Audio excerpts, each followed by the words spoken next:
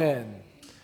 오늘 우리에게 주신 하나님의 말씀은 사사기 3장 1절에서부터 4절 말씀이고, 설교 제목은 사순절 설교 시리즈 세 번째 시간, 부족함의 은혜를 기억하며입니다. 여호와께서 가나안의 모든 전쟁들을 알지 못한 이스라엘을 시험하려 하시며, 이스라엘 자손의 세대 중에 아직 전쟁을 알지 못하는 자들에게 그것을 가르쳐 알게 하려 하사, 남겨두신 이방 민족들은 블레셋의 5 군주들과 모든 가나안 족속과 시돈 족속과 바알 헤르몬 산에서부터 하맛 입구까지 레바논 산에 거주하는 히위 족속이라. 남겨두신 이 이방 민족들로 이스라엘을 시험하사 여호와께서 모세를 통하여 그들의 조상들에게 이르신 명령들을 순종하는지 알고자 하셨더라. 살아계신 하나님의 말씀입니다. 아멘. 지금 사순절 기간이어서 계속 사순절 시리즈 설교를 하고 있는데, 오늘 세 번째 시간으로 그 부족함의 영성에 관한 설교입니다. 하나님께서는 우리가 풍성한 삶을 살기를 원하십니다. 근데 성경에서 말하는 그 풍성한 삶이라는 것은, 그 풍성한 삶, 정말 하나님께서 원하시는 풍성한 삶을 살기 위해서는 우리에게는 때때로 부족함이 필요하다는 그런 말입니다. 정말 우리가 부족해야 우리가 가지고 있는 것들의 귀함을 알 수 있고, 우리가 갈급한 심령과 상한 심령을 가져야 하나님의 은혜가 새롭게 우리에게 다가서는 것입니다. 그래서 우리는 이제 기독교인으로서 신앙생활을 해나갈 때 어떤 균형된 영성이 필요한데, 한쪽으로는 풍성함과 즐거움과 은혜의 영성이 필요한 반면에 한쪽에서는 상한 심령을 가지고 부족함을 인정하고 하나님 앞에서 정말 나를 낮추는 그런 심령 또한 필요한 것입니다. 그래서 우리 기독교에서는 특별히 1년 중에서 40일은, 이 40일만큼은 항상 우리의 부족함을 절감하고 하나님 앞에서 통회한 심령으로 설 수 있도록 이 40일을 특별하게 지내고 있는 것입니다. 제가 언젠가 그 어떤 평신도 여자 성도님이 적어놓은 간증을 인상 깊게 읽은 적이 있습니다. 그 간증에 따르면은 그분은 이제 인도 선교사가 되고 싶어서 청년의 시절부터 열심히 자기 자신을 이렇게 준비했습니다. 언어도 준비하고 성경 공부도 많이 하고 내가 인도 가서 선교를 해야지라고 준비를 했습니다. 그리고 준비가 어느 정도 끝나서 이제 선교사로 헌신을 하고 선교부에 알리고 선교사로 이제 갈 날이 얼마 남지 않았는데, 불행하게도 어머니께서 임종하시게 된 것입니다. 그 어머니께서 임종을 앞두시고 이제 그 딸을 불러가지고 유언을 합니다. 사랑하는 딸아, 내가 하나님의 축복으로 멀 인도까지 선교사로 가게 된 것을 나는 정말 기쁘게 생각한다. 근데 내가 선교사로 가기 전에 한 가지 부탁이 있구나. 너 동생이 지금 많이 아프다고 하는데 내가 가볼 수가 없다. 내 대신에 너가 동생에게 가서 위로하고 동생을 만나본 다음에 그리고 선교지로 가면 안 되겠니? 그리고 어머니께서 임종하신 거예요. 그 어머니의 마지막 유언을 이제 받들어서 그분은 인도 선교사로 가기 전에 멀리 로마에 있는, 이태리 로마에 있는 여동생의 집을 방문하게 됩니다. 여동생의 집에 가봤더니 그곳에는 5명의 아이들이 있었는데 남자 3명, 여자 2명 이렇게, 근데 모두 나이가 어려요. 아주 꼬마들이에요. 그래서 안타깝게 그 꼬마들을 보고 있는데 그 로마에 간지 며칠 되지 않아서 여동생이 임종을 또 하게 됩니다. 그리고 참 이상하게도 얼마 또 있지 않아서 그 여동생의 남편까지 불의의 사고로 죽게 됩니다. 그래서 결국에 그 5명의 아이들이 고아가 된 것입니다. 그 5명의 고아가 된 아이들을 차마 버려두고 인도로 갈 수 없어서 그 선교사 후보생은 선교부에 편지를 씁니다. 하나님의 뜻이 다른 곳에 있는 것 같습니다. 아무래도 저는 이곳에 남아서 이 5명의 아이들을 하나님의 사람으로 키우는 것이 내 운명인 것 같습니다. 제가 선교사로 갈 수 없을 것 같습니다. 라고 편지를 쓴 다음에 그곳에서 있는 힘을 다해서 그 5명의 그 아이들을 하나님의 사람으로 키우기 위해서 혼신을 기울입니다. 그리고 어느덧 세월이 흘려가지고 우리가 25년의 세월이 흘렀습니다. 그런데 그 25년 세월이 흐른 다음에 놀랍게도 그 5명의 자녀 중에서 남자아이 3명이 모두 인도 선교사로 헌신을 하게 된 것입니다. 그래서 그 여자분은 너무 감동스러워서 선교부에 25년 만에 다시 편지를 씁니다. 자, 우리 하나님께서는 제 기도에 무려 3배로 응답해 주셨습니다. 이제는 25년 전에는 제가 갈 수 없었지만 저보다도 훨씬 더 똑똑하고 또 훨씬 더 믿음이 많고 훨씬 더 건강한 남자 청년 3명을 이제 인도 선교사로 파송합니다 라고 선교부에 편지를 보냈다라는 그런 간증을 읽은 적이 있습니다. 우리가 인생을 살다 보면은 참 이상하게도 우리가 그렇게 꿈꿔왔던 것, 또 우리가 그렇게 하고 싶은 것, 또 계획을 세워놓고 열심히 이렇게 추진해왔던 것, 그 분명히 내가 기도했는데 하나님께서 응답하셨다고 생각하는 것, 그런 것들을 포기해야 할 때가 있습니다. 분명히 하나님께서 응답하셨는데 왜 그것이 이루어지지 않는 것일까? 그러면서 우리는 의문에 휩싸이게 되는 것입니다. 그리고 먼 세월이 흘렀을 그때야 하나님께서 왜 그때 내 길을 막으셨는지, 왜 나에게 부족함을 주셨는지를 알게 되는 것입니다. 믿음의 장이라고 하는 히브리서 11장을 읽어보면 그 히브리서 11장에는 정말 성경에 나오는 모든 위인들의, 믿음의 위인들의 이야기가 쭉 나열이 되고 있습니다. 근데 놀라운 것은 히브리서 결론이 그런 것입니다. 히브리서 11장 39절을 보시면 이런 구절이 나옵니다. 이 사람들은, 이렇게 믿음의 사람들, 믿음이 좋다고 하는 이 사람들은 믿음으로 말미암아 증거를 얻었으나 결국 약속하신 것을 받지 못하고 죽었으니 라고 설명하고 있습니다. 이 믿음의 위인들은 하나님 보시기에 믿음이 좋다고 하나님으로부터 인정을 받았다는 것입니다. 그리고 하나님으로부터 약속까지 다 받았어요. 근데 놀라운 것은 그 하나님께로부터 약속을 받았는데 죽기까지 그 약속이 성취되는 것을 보지 못하고 죽었다는 것입니다. 예를 들면 아브라함의 경우로 예를 들어보면 창세기는 12장부터 아브라함의 이야기가 언급이 되는데 창세기 12장에 이런 이야기가 나옵니다. 하나님께서 아브라함에게 직접 말씀하십니다. 내가 너로 큰 민족을 이루고 너는 복의 근원이 될지어다. 민족을 이루는데 보통 민족이 아니라 너로 인해서 아주 큰 민족이 되고 너는 어디 가든지 많은 사람들이 너로 인해서 복을 받을 것이다. 이 얼마나 놀라운 그런 축복입니까? 나도 그런 축복을 좀 받고 싶어요. 어디 가든지 내가 가는 곳마다 나로 인해서 옆에 있는 사람들이 다 복을 받는 그런 놀라운 역사가 여러분의 삶에 있기로 축복합니다. 그런 삶이 돼야 돼요. 하나님께서 아브라함에게 그렇게 축복해 주셨어요. 더 놀라운 것은 그 다음 장에 나오는 창세기 13장을 읽어보면 그런 이야기도 나옵니다. 아브라함아, 너는 눈을 들어서 너 있는 곳에서 동서남북을 다 둘러보아라. 그리고 너는 이제 일어서가지고 그 땅을 종과 행으로 행해보아라. 너가 발로 밟고 있는 곳, 너가 눈으로 보고 있는 그 모든 땅을 너에게 내가 주리라. 그렇게 말씀하십니다. 얼마나 가슴이 두근거렸겠어요. 저 오늘날 그런 말씀하셨다면 맨하탄에 가서 그런 말씀을 좀 하셨다면 얼마나 좋을까. 강 목사야, 동서남북 너가 있는 곳에서 다 쳐다보거라. 그 땅을 종과 행으로 다 행해보거라. 걸어보아라. 내가 이 맨하탄 땅을 다 내게 주리라면 할렐루야. 우리 교회는 헌금 걱정이 그때부터 없어지는 것입니다. 아브라함이 그런 말씀하셨어요. 하나님께서. 아브라함이 얼마나 가슴이 두근두근했겠어요. 이야, 나로 인해서 어마어마하게 많은 사람들이 복을 받고 정말로 내가 큰 갑부가 되겠구나 라고 생각을 했는데 그 약속이 언제 이루어진지 아십니까, 여러분들? 아브라함이 죽고 1200년 후에 그 약속이 이루어진 것입니다. 무려 1200년 동안에 그 기다림과 인고의 시간을 이스라엘 민족이 놓치지 않고 그것을 계속 붙잡고 있었을 때 1200년 후에야 하나님께서 약속하신 큰 민족이 이루어졌고 그들의 약속의 땅을 차지할 수가 있었던 것입니다. 여러분은 이런 이야기를 들으면 어떤 생각이 드십니까? 만약 우리가 하나님께 기도했는데 또 하나님께서 분명히 약속을 주셨는데 그것이 이루어지지 않고 있다고 한다면 왜 이루어지지 않는 것일까? 그렇게 생각해 본 적이 있으십니까?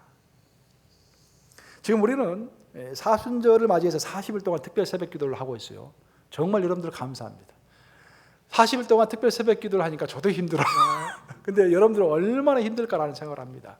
저야 뭐 이것이 직업이니까 어떻게 보면 성직이니까 이렇게 나는 즐거운 마음으로 하지만 여러분들 직장 생활 하시고 정말 가정 돌보시고 그러면서 매일 새벽 기도 나오기가 얼마나 힘들까. 근데 정말 요즘 성도들도 많이 나오고요. 영적인 분위기가 아주 다릅니다. 정말 달라요. 그래서 제가 하나님께 많이 감사하고 있습니다. 우리 교회가 정말 기도로 이제 세워져 나가는구나. 이게 정말 드디어 기도로 세워져 나가는구나. 이제 전도와 선교, 훈련 다 탄탄하게 하나씩 돼가고 있는 것 같아요. 지금 우리가 사순절 새벽기도회 40일을 진행하면서 이제 그 기도의 원그릇이라는 책자를 가지고 매일 그 한 챕터씩 보면서 이렇게 같이 설교도 하고 같이 기도도 하고 있습니다. 근데 그 책을 봤더니 그런 내용이 나옵니다. 그 웨인이라는 이름을 가진 목사님이 한 분 계셨대요. 근데 그 목사님의 할머니가 아주 기도를 열심히 하시는 분이었어요. 그 할머니가 젊었을 때 이제 그 어린아이들을 키웠는데 어린아이들을 무려 12명을 낳아서 길렀다고 합니다. 참 대단하세요. 12명. 12명을 키우는데 그 할머니의 그 특징이 있었는데 항상 식사 준비가 끝나고 나면은 애들을 다 모은 다음에 곧바로 식사를 주지 않고 애들 앉힌 다음에 그 12명의 이름을 한 몇 명 다 일일이 불러가면서 기도를 해줬다라는 거예요. 그래서 그 아이들은 하루에 몇 번씩 자신의 이름을 부르면서 기도하는 어머니의 목소리를 들었겠습니까? 하루에 3번씩 아침, 점심, 저녁으로 이렇게 하루에 3번씩 들으면서 애들이 자라난 것입니다. 그래서 그 할머니가 92살의 나이로 별세하셨는데 별세하시기 전에 임종하시기 전에 그 아이들을 다 모았다고 해요. 다 모은 다음에 마지막 유언을 했습니다. 그 애언과도 같은 유언인데 그 내용이 뭐냐면은 사랑하는 자식들아, 이제 나는 죽지만 바로 지금부터 내가 이제까지 쌓아놓았던 그 기도의 파워가, 그 기도의 능력이 너희 각자의 삶에서 끊이지 않고 이어질 것이다. 너는 그것을 기대하면서 살아가거라 라고 마지막 한마디 정말 파워풀한 말씀을 남기고 임종하셨다라는 거예요. 우리도 정말 죽을 때 뭔가 한 가지 남겨놓고 죽어야 하지 않겠습니까? 그렇죠? 죽을 때 말입니다. 우리 자식들 다 모아놓고 또 사랑하는 사람들 다 모아놓고 이제부터 내가 쌓아놓은 그 기도의 파워가 있는데 나는 죽고 가지만 그 기도의 파워는 이 땅에 남아서 너희 각자의 삶에 계속해서 영향을 미칠 것이다 라고 말하고 죽을 수 있다고 한다면 얼마나 그 죽음이 값어치 있고 보람된 죽음이겠습니까? 그렇게 해서 그 할머니가 이제 그렇게 자식들에게 애언적인 유언을 하고 나서 돌아가셨는데 문제는 그 자식들 중에서 아직 그때까지도 하나님을 믿지 않고 있는 자식이 있었습니다. 그 중에 하나가 큰아들이에요. 큰아들이 하나님을 믿지 않고 있었어요. 그래서 어느 날 그 큰아들 이웃에서 살고 있는 그 이웃이 꿈을 꿨는데 그 큰아들 꿈을 꿉니다. 그래서 이것은 하나님의 계신가 보다. 이 사람에게 말을 해서 교회 가자고 이야기해야지라고 생각하고 그 이웃집 사람이 그 큰아들에게 우리 함께 교회 가십시다라고 이야기를 합니다. 그랬더니 그때 큰아들의 나이가 77살이었는데 77이었는데 정말 놀랍게도 흔쾌하게 그래 한번 가보십시다라고 교회를 따라 나서게 된 겁니다. 그 아들이 이제 교회에 정말 몇십 년 만에 갔겠죠. 몇십 년 만에 딱 갔는데 그때가 종료주일이었습니다. 종료주일이었는데 교회에 들어서자마자 어디서 들려오는지는 모르는데 음성이 들리는 거예요.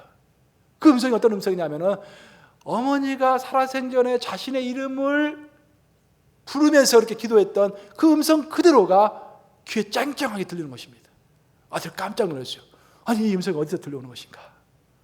어디서 들려오는지 모르겠는데 음성이 들려오는 것입니다. 그 아들이 너무 놀라서 그날 목사님의 설교를 듣고 예수님을 영접합니다. 영접하고 그 다음 주일이 이제 부활절인데 그 부활절 날 세례를 받게 되는 것입니다.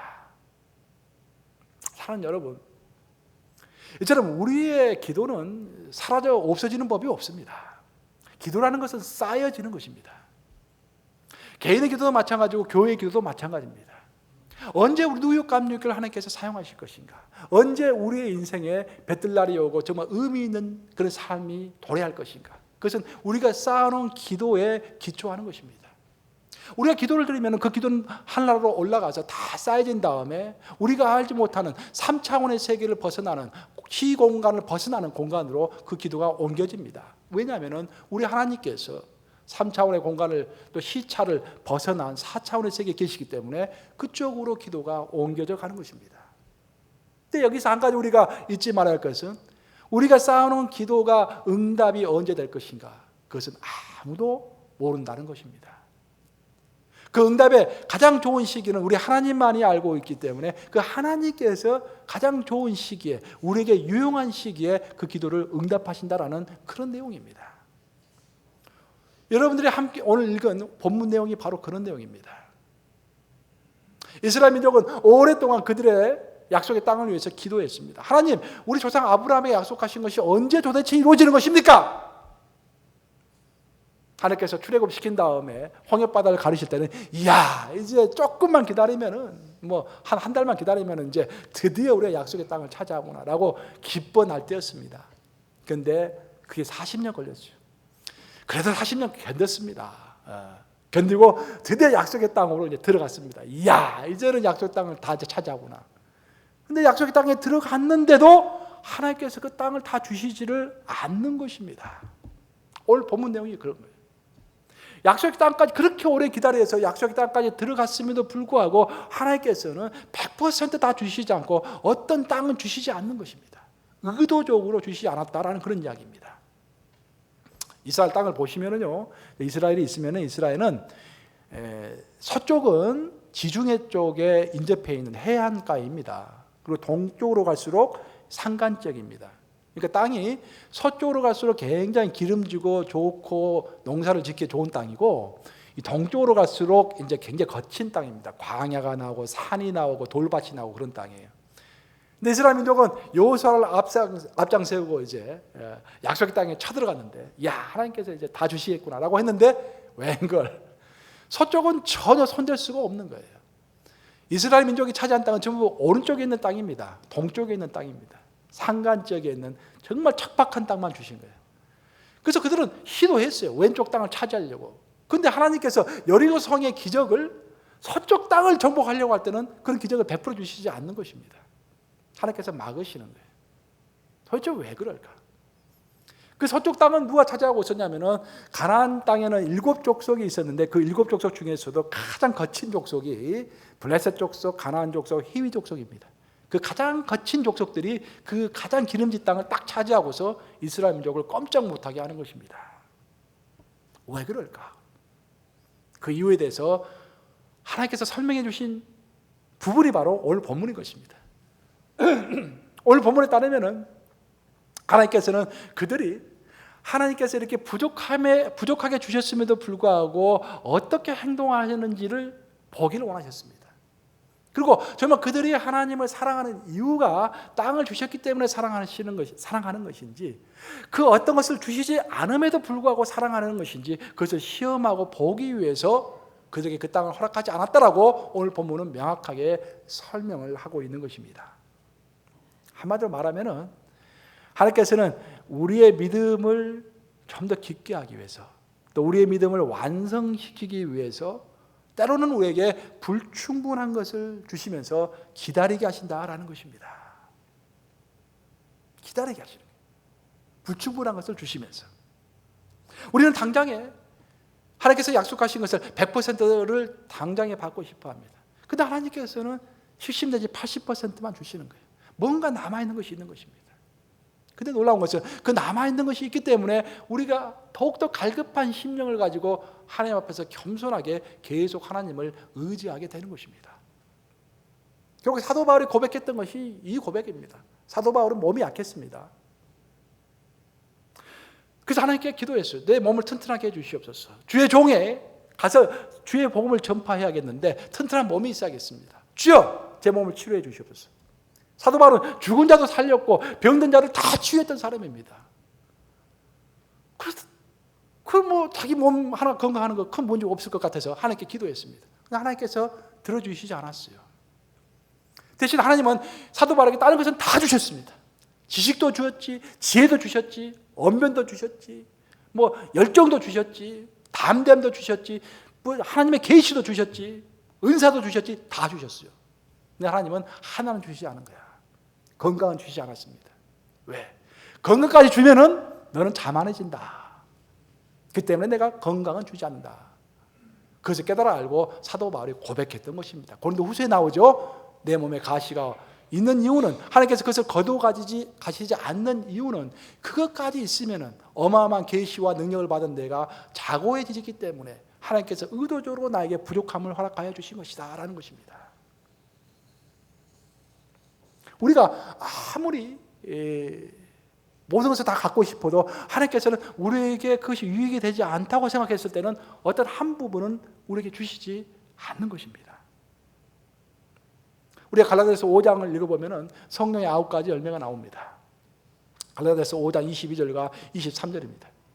하나님께서 우리가 구원받은 우리를 하늘나라로 데려가지 않고 이 땅에 남겨놓으신 이유는 두 가지인데, 첫 번째가 뭐냐면은 예수 그리스도의 인성, 그러니까 예수 그리스도의 장성한 분량, 예수 그리스도의 인격을 닮아갈 수 있도록 우리를 훈련시키기 위해서 이 땅에 남겨놓으십니다. 그리고 그 예수 그리스도의 그 인격이 성령의 9가지 열매로 요약이 되는 것입니다. 그래서 갈라디아서 5장 22절과 23절의 내용이 참 우리에게 중요한 것이죠. 또 한 가지, 하나님께서 우리를 하늘나라로 데려가지 않고 이 땅에 남겨놓으신 이유는 믿지 않는 자들에게 복음을 전파하도록 하기 위해서 또한 이 땅에 우리를 남겨놓으신 것입니다. 그 두 가지가 우리의 삶의 목적이에요. 그 중에 첫 번째, 예수 그리스도의 인품과 성품을 닮아가는 것. 갈라디아서 5장 22절과 23절에 성령의 9가지 열매가 나오는데, 맨 마지막 두 가지, 갈라디아서 5장 23절이죠. 맨 마지막 두 가지가 뭔지 아세요, 여러분들? 맨 마지막에 두 가지가 뭐냐면 gentleness and self-control, 온유와 자기 절제입니다. 온유와 자기 절제. 그럼 이게 왜 맨 마지막에 나왔을까? 그만큼 힘들다라는 말이죠. 온유와 절제. 그럼 온유는 어디에서 나오는 것인가? 온유는 사실 저 사람은 온유하다 우리가 말 많이 하죠. 근데 이중적인 경우가 허다합니다. 사람들 앞에서는 온유하지만 그 내면에 굉장히 프라이드가 있는 사람들이 많아요. 이중적입니다. 오히려 그것보다는 정말로 내가 겸손하지 않으면 겸손하지 않는 모습을 드러내는 것이 오히려 더 솔직한 겁니다. 성경에서 말하는 온유는요, 다윗의 온유, 모세의 온유가 나오는데, 그들의 온유를 연구해 보면요, 그들은 하나님 앞에서 살다가 보니까 내가 할 수 없구나, 내가 정말로 죄인이구나라고 깨달았을 때, 그때서 자기가 온유한 사람이 되고 자기 절제의 사람이 되었다는 것들을 성경은 우리에게 가르쳐주고 있는 것입니다. 성령 9가지 열매 중에서 온유와 자기 절제는 하나님 앞에서 정말로 내가 노력하고 해도 내가 할 수 없는 것이 있는 것이구나, 오로지 주의 은혜만이 나를 이끌고 주의 은혜가 있을 때만이 내가 크리스찬답게 살 수 있는 것이구나 라고 느끼면서 생기는 것이 참 온유요, 참 절제라는 것입니다. 여러분 잘 아시는 모세가 나이 40이 되었을 때 부족한 것이 아무것도 없었습니다. 그렇죠?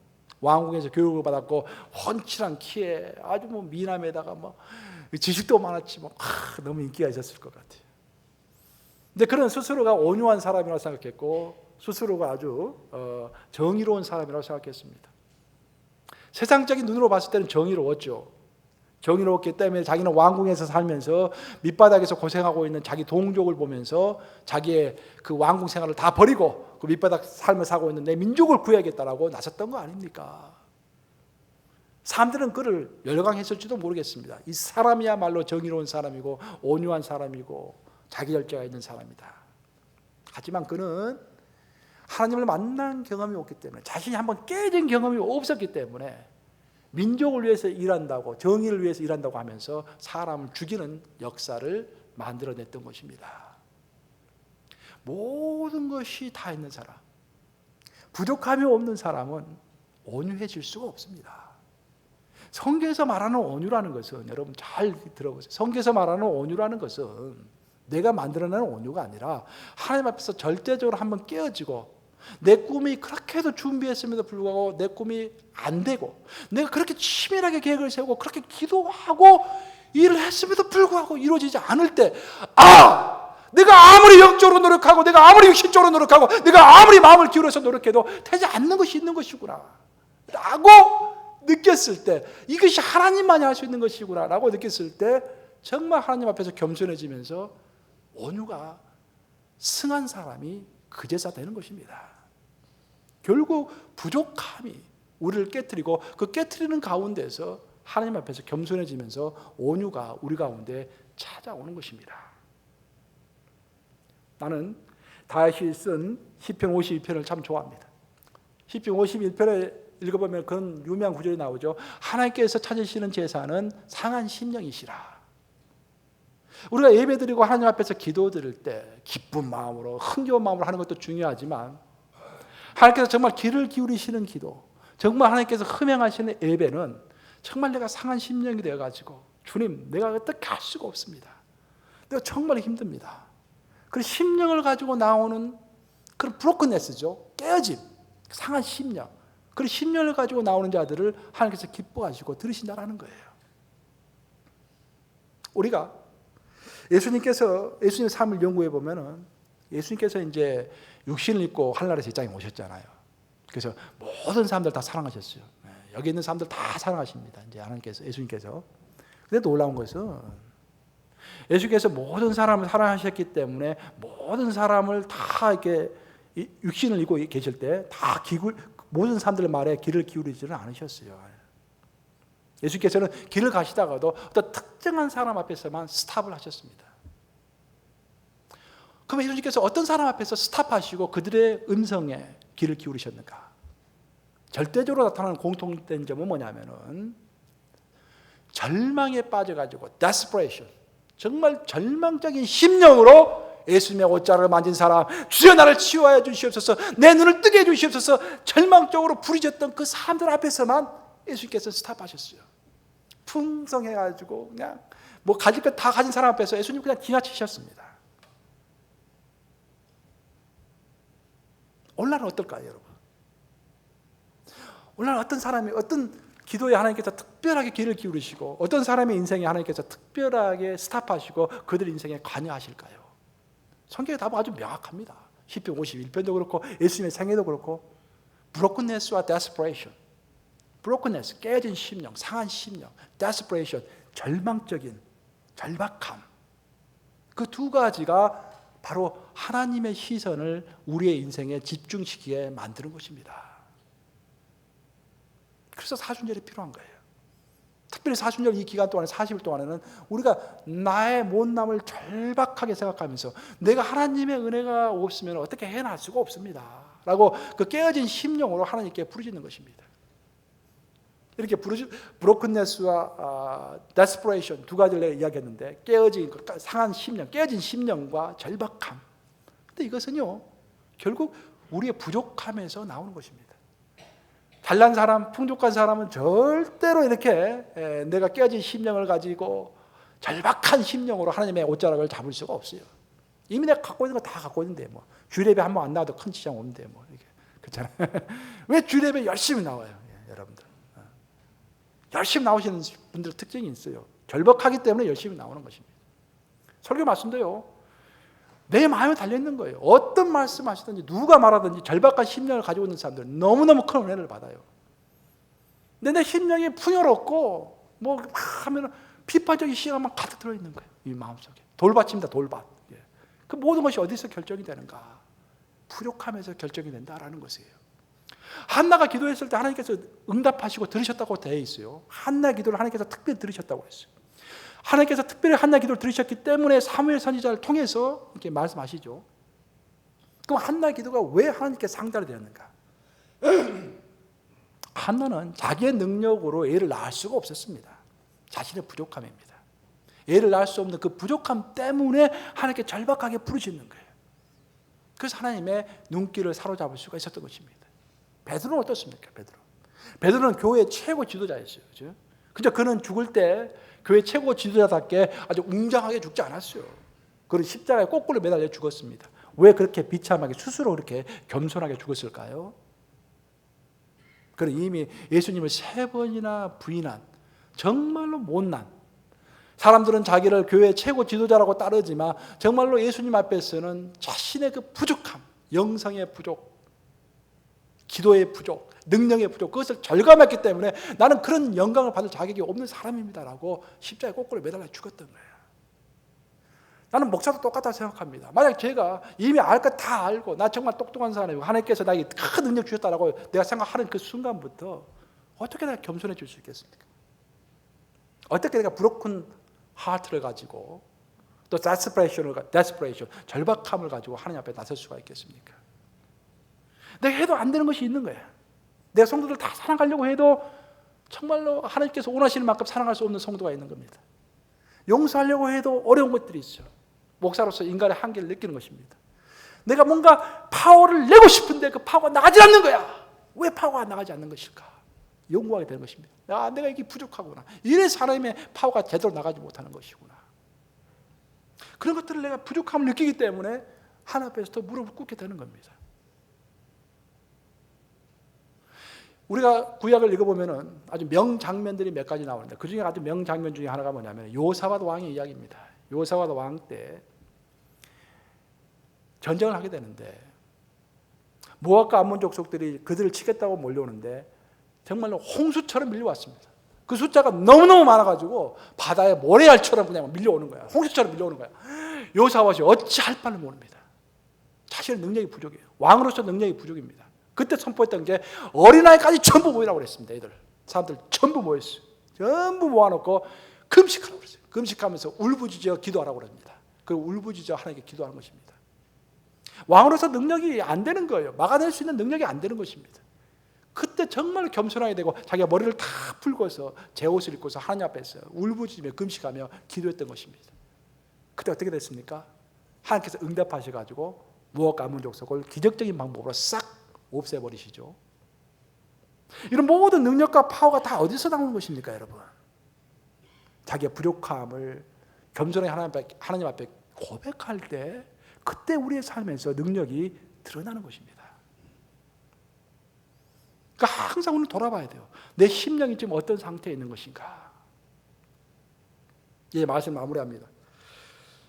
부족함을 이제 묵상하는 기간이 사순절 기간인데 우리가 부족함을 이제 마무리하면서 부족함에 대한 설교를 마무리하면서 꼭 한 가지 잊지 말아야 할 것이 있는데 부족함은 우리로 하여금 하나님을 굉장히 많이 기대하게 한다라는 것입니다. 오늘 본문에 따르면 하나님은 이스라엘 민족을 시험하기 위해서 그들에게 100% 주시지 않고 어떤 7, 80%만 되는 땅을 주셨어요. 부족한 땅을 주셨습니다. 마찬가지로 하나님은 우리를 시험하시기 위해서 오늘 우리에게 어떤 부족함을 주시는 것입니다. 하나님은 사랑하는 자에게 징계하실 뿐만 아니라 사랑하는 자에게 부족함을 주십니다. 다 주면 스포일되니까 부족하게 주시는 거예요. 하지만 우리가 이때 기억해야 할 것은 뭐냐면 우리가 어떤 부족함을 느낄 때 기억해야 할 것은 하나님께서 나를 축복하시고 있는 중이구나. 더 큰 축복이 있겠구나라고 기대하는 것은 아주 성경적이다라는 것입니다. 부족하게 주시니까 나는 이 모양 이 꼴로 사는가 보다 그렇게 생각하지 마시고 지금은 부족하지만 하나님께서 더 큰 것으로 금방 채워주시겠구나. 이 부족한 기간을 잘 끝내야 한다라는 거예요. 성경을 읽어보면 오늘 본문을 좀 뒤까지 읽어보면요 어떤 문제가 나오냐면은 하나님께서 이스라엘 민족에게 이렇게 부족한 땅을 주시면서 이들이 어떻게 하는가 보자라고 시험한다는 이야기가 2번이나 나오잖아요. 근데 하나님께서 시험하고 계셨는데 이 어리석은 이스라엘 민족은 하나님께서 시험하고 계시다는 사실을 다 잊어버리고 우리는 이 모양 이 꼴로 사는가 보다라고 하면서 그냥 이방 족속들하고 결혼해서 살면서 그냥 동쪽에 있는 그 땅에 정착을 해버립니다. 서쪽을 정복하려고 생각하지는 않는 것입니다. 하나님의 시험을 실패한 겁니다. 통과하지 못한 거예요. 우리가 그러면 안 된다 그런 말입니다. 유대인들을 우리가 유대인 역사를 생각해 보면 유대인들이 이제 드디어 성전이 다 무너지고 586년에 성전이 무너졌죠. 그리고 이제 다 이게 세상으로 디아스포라가 돼가지고 흩어졌을 때 그들은 더 이상 이제 희망을 찾을 수가 없었어요. 우리 힘으로는 나라를 찾을 수가 없겠구나. 그래서 그들이 그럼 어떻게 해서 우리가 삶을 앞으로 꾸려나갈 것인가? 그것은 내 능력으로 되지 않으니까 오직 하나님의 능력으로만 되는 것이구나.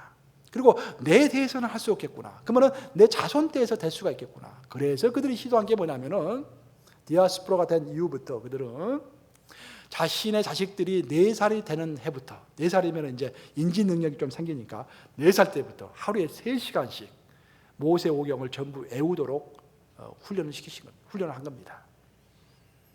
그리고 그 결과 수백 년의 세월이 흘렀을 때 그들은 전 세계 인구 중에서 0.3%밖에 되지 않지만 노벨상의 30%를 차지하게 되는 것입니다. 결국 뭐냐면 우리가 가장 부족할 때 우리는 가장 하나님을 의지하게 됩니다. 그렇죠? 그리고 가장 하나님을 기대하게 됩니다. 그리고 그렇게 가장 의지하고 가장 기대할 때 놀라운 하나님의 응답이 우리의 삶에 찾아오는 것입니다. 네, 사랑하는 여러분, 지금 여러분들의 삶에 부족한 것이 무엇입니까? 이것만 있으면 좀 좋을 텐데 라고 생각하는 것이 뭐겠습니까? 아마 여러분들은 하나님께서 사랑하시기 때문에 한 90%는 주셨을 거다. 근데 아마 10%, 20% 부족할 겁니다. 이것만 있으면 내 삶이 편안할 것 같은데 절대 주시지 않습니다. 그것이 여러분의 신앙의 가시입니다. 가시. 이 사순절 기간은 우리의 부족함을 축복으로 알고 감사하는 기간입니다. 그 부족한 것으로 인해서 오히려 하나님을 더 크게 기대하시는 여러분들 되시기를 우리 주님의 이름으로 축복합니다.